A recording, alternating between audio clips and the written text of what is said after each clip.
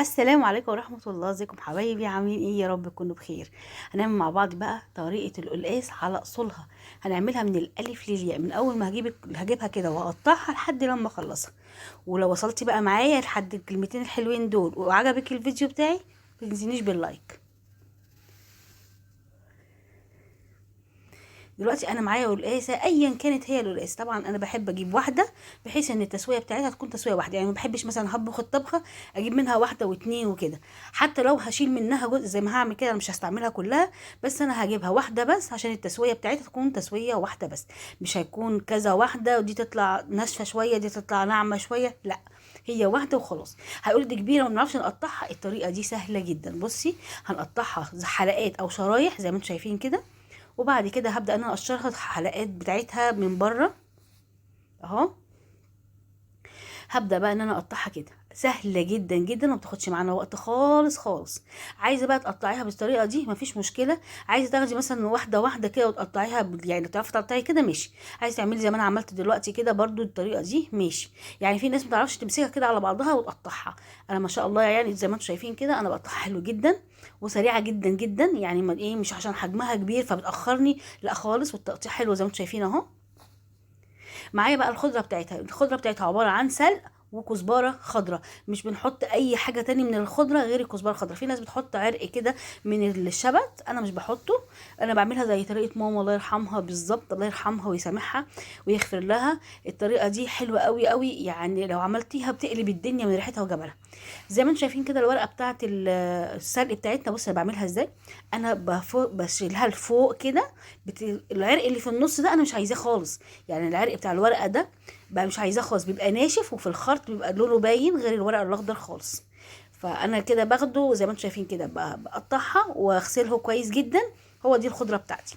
دي حله ميه سخنه بنزل فيها حوالي ربع فنجان من الخل، وهبدا بقى ان انا انزل القلقاس بتاعي زي ما انتم شايفين كده. لا جبت حته ومسكته بيها، ولا هو مثلا الطينه بتاعته مسكت فيه، ولا اي حاجه خالص.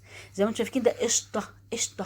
زي ما انتم شايفين كده انا لا والله لا مسحته بحته ولا عملت اي حاجه خالص. انا قطعته بالطريقه اللي انتم شفتوها دي، طريقه نظيفه جدا، طريقه حلوه جدا، وفي نفس الوقت ما بتخليش القلقاسه يبقى فيها الطين اللي من بره. بصوا يعني المفروض ان انا لما بعمل كده بيطلع على الوش بقى طين ولا اي حاجه، ميه زي الفل زي ما انتم شايفين اهو.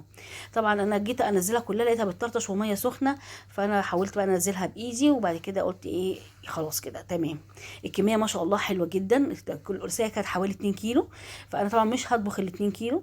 انا هعملها كلها مره واحده، وهاخد الحبه اللي انا هستعملهم والباقي هشيله في كيس تاني متفرزن زي ما هو كده، اسيبه لما تسقع تماما ما تبقاش فيها سخونيه، وعلى الفريزر على طول.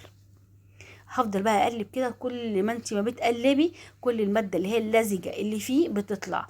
الماده دي هي اللي بتبقى مش لطيفه لو نزلت في الاكل، يعني مش حلوه. انا بس هنغسله زي ما انتم شايفين كده. اول ما الاقي الريم اللي على الوش كده خلاص الميه بتاعتها بدات ان الميه تبقى فيها لزاجه شويه كده زي ما انتم شايفين، هبدا بقى ان انا انزلها في ميه ساقعه واشطفها تماما من الميه السخنه، واسيبها برده لما تهدى وتبرد خالص، وبعد كده هبدا ان انا اشتغل فيها على طول. انا ليه بوقفها بالميه الساقعه؟ عشان التسويه. انا مش عايزاها تبقى مهريه يا جماعه، انا بسويها بس كده مجرد ان انا بغسلها وبنضفها بالمره.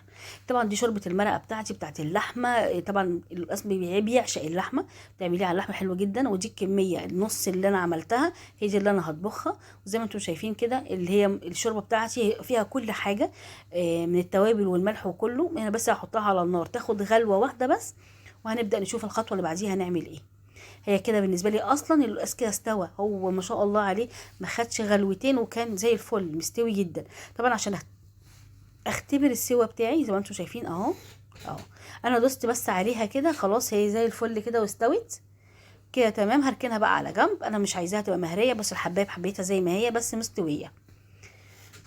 هبدا بقى ان انا اجيب الخضره بتاعتي اللي هي السلق والكزبره، واحطهم في الهاند بلندر، في الكبه، في اي حاجه انت بتحبي تعملي. في ناس بتعملها على المخرطه، مفيش مشكله، ايا كانت الطريقه اللي بتستعملي بيها اعمليها. هخلص كده لما تبقى ناعمه معايا جدا. انا عايزاها ناعمه ناعمه ناعمه، يعني ايه، انا اعمل ملوخيه كمان. طبعا هي بتنزل ميه، فزي ما انتم شايفين كده هجيب الطاسه بتاعتي واحط معلقه كده من اي ماده دهنيه انت بتحبيها. في ناس بتحبيها تعملها بدهن الحيواني، في ناس بتحب تحطها بالسمنه بلدي، حسب ما تحبي اعملي، واللي عندك كمان اعملي بيه. دي كده معلقه من السمنه، انا مش هكتر في السمنه، اللي ما شاء الله الشوربه عندي دسمه، فانا مش محتاجه انا احط دهون كتير.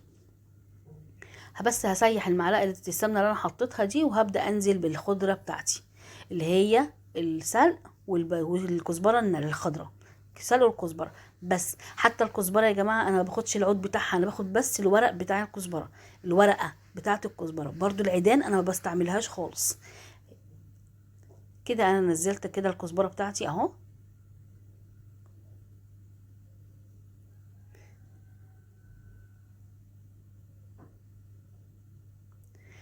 انا كل اللي هعمله ان انا هسيبها كده تقعد تشكشك مع نفسها كده لحد لما السوائل اللي فيها تتشرب. هفضل طول ما انا سايباها كده، طول ما انا شايفه الحواف بتاعتها فيها الميه كده زي ما انتم شايفين كده، يعني لسه ماده السائل اللي فيها كتير، هفضل سايباها كده على النار لحد لما تقل. مش هقلب كتير طبعا، هي مش محتاجه ان انا اقلب فيها كتير، بس المرحله اللي هقلب فيها هقولك عليها. انا كده بس انا عايزاها انها تبقى واخده من الدهون اللي انا حطاها في الطاسه. كده بدات انها تتشرب كميه، هبدا بقى انا اقلبها اهو. كده كميه كبيره من السوائل راحت خالص اهو، بتشكشك يعني ايه، عامل زي الحاجه ما بتكون بتتسبك كده، هي خلاص كده السوائل اللي فيها راحت. بس هي المرحله دي خلاص على كده هقولك لا، لسه شويه. برضو هفردها وهسيبها برضو شويه. الاحسن انك تعمليها في حاجه زي تيفال او حاجه زي اللي انا بعمل فيها كده، هتبقى جميله جدا. طبعا لو في حاجه المونيا وكده بتلزق وتبقى عايزه كل شويه تحط لها حبه حبه من السمنه او حبه ميه، لانها بتمسك وبتلزق لكن كده بتبقى جميله جدا. طبعا في برضو في المرحله دي لسه شويه، مش هي دي المرحله اللي انا عايزاها. زمان كانوا بيعملوها بتحميص، تحميص الورق نفسه، يقعدوا يحمصوا فيه ويدهنوا فيه ويحطوها في الهون ويقعدوا يدقوها لما تنعم وتنزل الخضار اللي هو الغامق قوي ده. لكن احنا طبعا مع التطورات اللي احنا بنعمله ده هو بس من غير مجهود كامل، يعني من غير المجهود الجامد اللي هما كانوا بيعملوه، بس هي نفس الطريقه. بصي كده هي اتحمصت اهي، هي درجه التحميصه دي هي كده تمام. عشان في ناس كتير يعني، انا شفت في فيديوهات لناس بيضربوها كده في الخلاط ويقوموا حاطينها خضره زي ما هي. لا يا جماعه كده غلط، هي دي الطريقه الاساسي بتاعتنا. طبعا معايا كده فصين 3 كده من التوم، طبعا الريحه مش عايزه اقول لكم في المرحله دي بتبقى تحفه. ريحه السلق والكزبره مع التوم حكايه ملهاش حل. دي طريقه القلقاس اللي هي بتاعت امهاتنا وبتاعت اجدادنا، الطريقه الاصليه للقلقاس. هفضل اعمل كده لحد لما احس ان التومه مش خدت لون، بس بقت فيها تحميصه كده، خلاص مش هخليها تغمق، يعني مش عايزاها غامقه. وهفضل لحد كده في المرحله دي، وهبدا بقى ان انا انزل عليها الشوربه بتاعتي. اول ما انزل بقى عليها الشوربه واسيبها تغلي شويه، وبعد كده اروح منزلها لحد كده، وكده تمام جدا. خلاص انا شايفه بص ما فيهاش سوائل خالص اهو. هنزل بقى خلاص كده بالشوربه بتاعتي، وما شاء الله الشوربه دسمه وتحفه. واللي شافش الفيديو بتاع سلق اللحمه يرجع يشوفه، بجد هيفوتك كتير قوي لو ما عرفتيش الطريقه بتاعت سلق اللحمه دي. حلوه جدا وبتخلي طعم الاكل، مش محتاج منك بقى تحطي مرق الدجاج ولا تحطي اي حاجه، هي طبيعي. وادي شكل القلقاس بتاعنا زي ما انتم شايفين كده، شكله بيفتح النفس، يتاكل كده من غير اي حاجه خالص. طبعا انا كنت عامله معاهم شويه رز بالشعريه، عايز تعملي رز ابيض اعملي، الناس اللي بتحب معاها رز ابيض. هي دي الطريقه بتاعت القلقاس. وكده احنا قدمناه. ولو وصلتي برضه معايا لحد هنا ما تنسينيش باللايك، مش هتخسري كتير، بس هيوصل للكل وكل الناس هتشوفه. واتمنى ان هو يعجبكم وينور رضاكم ان شاء الله.